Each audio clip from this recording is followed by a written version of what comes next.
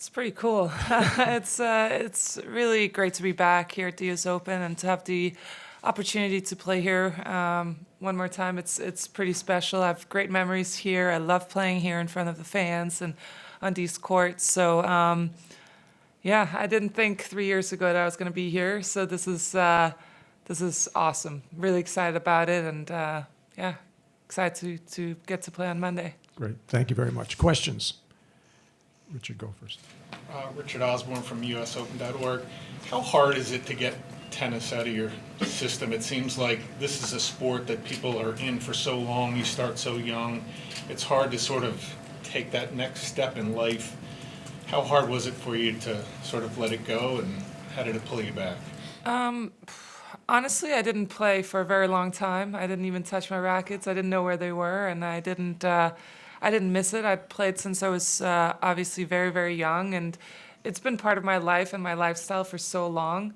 And I needed a break, and obviously I had two kids in between, and then I started just missing the cardio aspect, and I'll always love the game, and no matter if I'm 33 or if I'm going to be 80, I'll always appreciate the game and everything that it's given me. And so I hope that I'm always going to be fit enough that if I want to go out there and play some balls, hit some balls and play some doubles or whatever, that would be a possibility with my friends. But, it just happened to be that I felt like I was hitting the ball extremely well, that I still am young enough to give it another shot. And you only live once, so why not?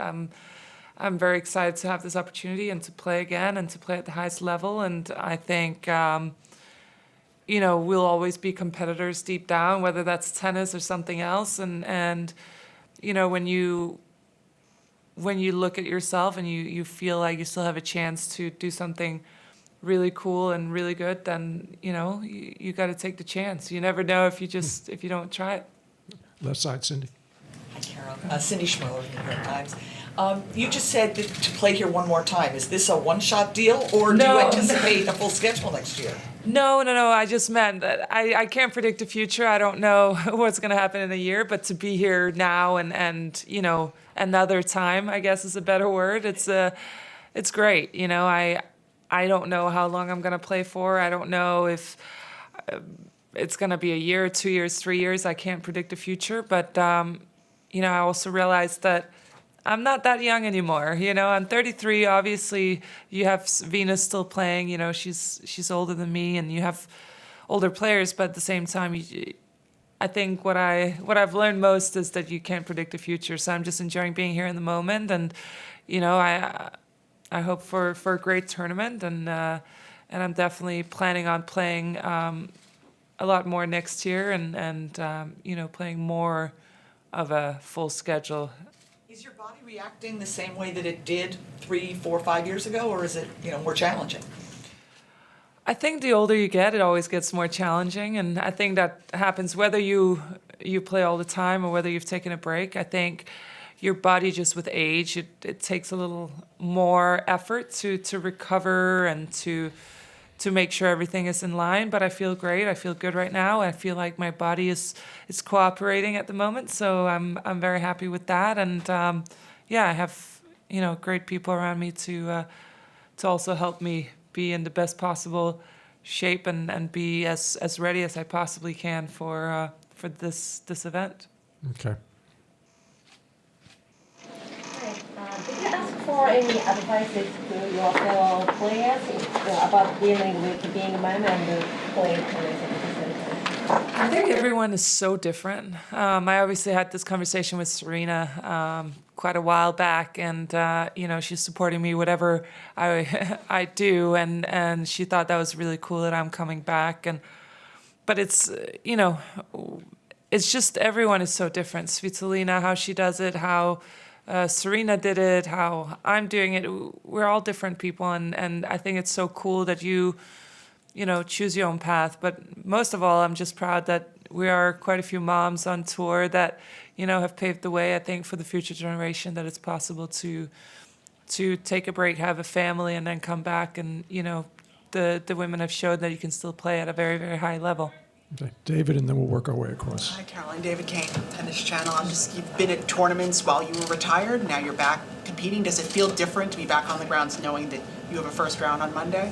For sure. I mean, you do things a little differently when you're competing and playing, and you're making sure that you're here when you need to be and training and getting your reps in. But also, I am going back, as soon as I'm done with everything that I have here on site, I go back and I want to hang with my kids and chill. And, it's in general, it's just a different schedule. And it's just a nice balance as well. When I go back to the hotel room, the two kids are so excited to see me, and Olivia's all of a sudden gotten obsessed with tennis. So, I see a tennis ball for probably this afternoon, another couple of hours. So it's just fun to see the kids, their personalities, how they really change all the time, and it's pretty special. New York City can be both very kid-friendly and also not, and hard to manage. How are you handling it with two kids, and are there things that you're planning to show the kids while you're here? I love New York. Before I had kids, when I was young, and even now, I think it takes a little more of an effort just to make sure the kids have everything that they kind of need. But there's so much to do here in the city, and we're staying close to a park, and I kind of have most of the city scoped out, and I have a lot of friends here who have kids, so a lot of little play dates for them, and for me it's just fun. And as I was saying before, yesterday I was trying to get Olivia outside, after she woke up in the morning, and from basically the moment she woke up, she goes, Mama, did you remember? And I was like, what? Did you bring the tennis balls back? And I was like, oh, I actually forgot. But thankfully, my dad had gotten some of those softer ones. And so we were there basically in the hotel room until lunch because she wouldn't stop playing tennis. So that was interesting. And this morning, before I went on site as well, she goes, Mommy, can I go with you to work? Because I want to be like you. I want to play tennis. So those are really cute things. I go, we can play tennis in the afternoon. So I already know what my plans are this afternoon, getting my reps in. Okay, we're going to go 1, 2, 3, 4. Go ahead. I remember your press conference in Singapore in 2018. You talked about your illness and about the symptoms and all these things. How can you handle it today with playing professional tennis? Yeah. And how is your situation regarding this illness?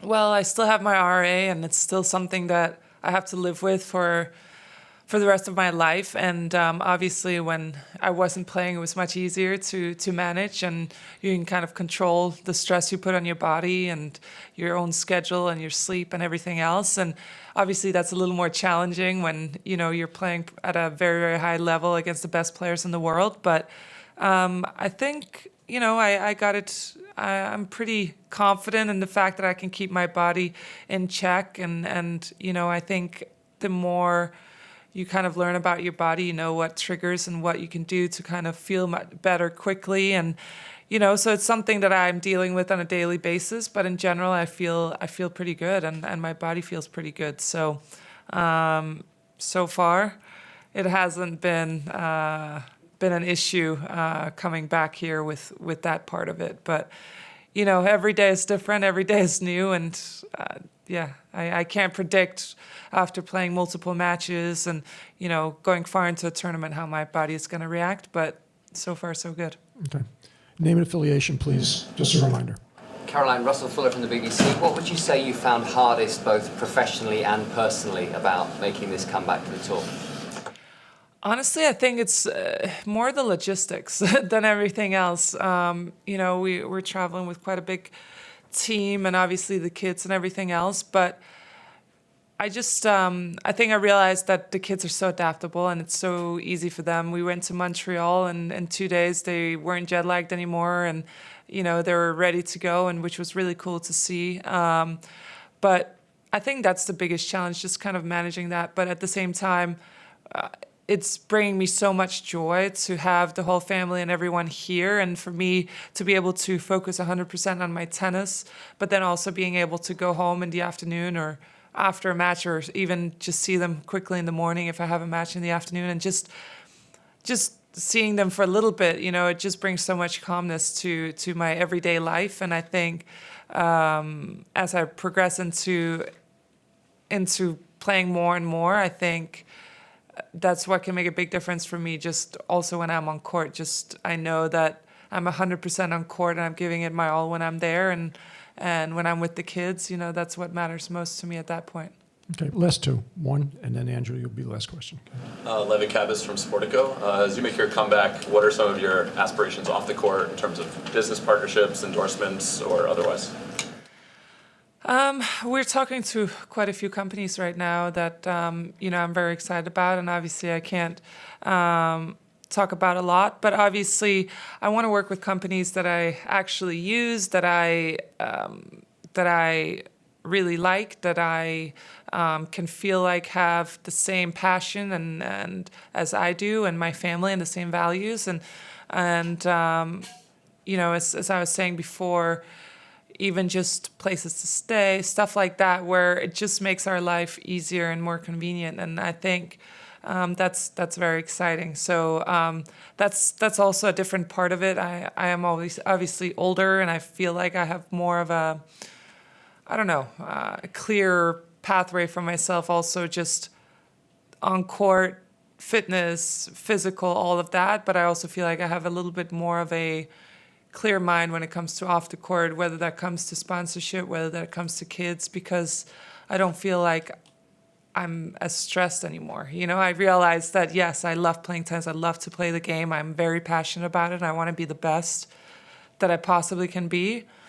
But I also feel like there's some sort of a calmness that comes with the perspective of being a mom and having been away from the game for a while that I think you can't really replicate unless, you've been through kind of the whole process of starting off really young, working your way through, and then obviously coming back and knowing exactly what you need to do to get back to a very, very, very high level.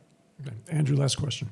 Andrew Jones with ESPN and Skate. Another close friend of yours, Aga Radwanska, was playing at the Legends at Wimbledon with Lee Na and looked like she would want to be back on tour. Did you have a chance to talk with her about trying to get her back to tour? And with you being in Wimbledon and commentating throughout the last year, players have talked about how they've commentated and has made them a better player or more thoughtful about the game, and you're always a more thoughtful player beforehand. How has commentating, if any way, changed even any perspective about your game?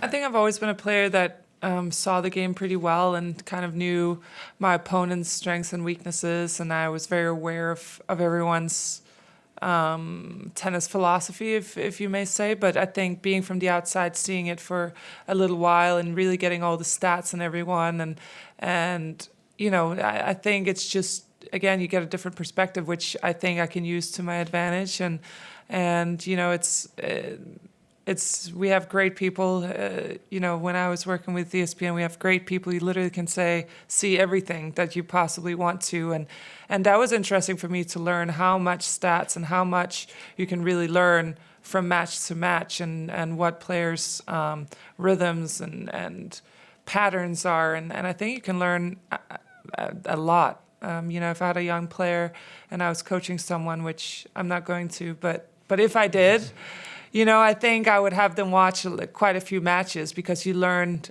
really, really a lot from that. Not only live, but also on TV and kind of getting those statistics. And when it comes to Aga, I think I'll have to disappoint you. I don't think she's coming back. I think she enjoys her, her freedom, and I think she loves the game, but I think she's mostly going to just play Legends.